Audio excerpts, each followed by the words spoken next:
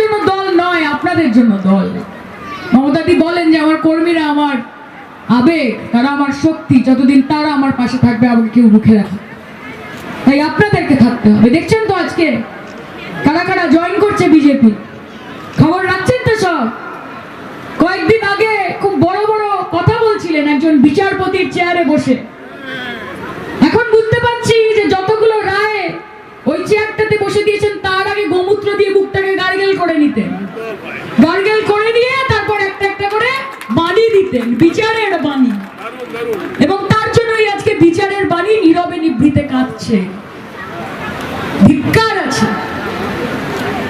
এরা মানুষকে বাঁচাবে? এতদিন আপনারা মানুষের বিচার করতেন, এবার মানুষ আপনার বিচার করবে। দেখুন সেই দিন দূর নয়। মানুষ আপনার লাবণ না মাঠে আসুন, খেলুন। তৃণমূল কংগ্রেসের ভয় পাওয়ার দরকার নেই, কারণ আমরা 365 দিন মাঠেই থাকি।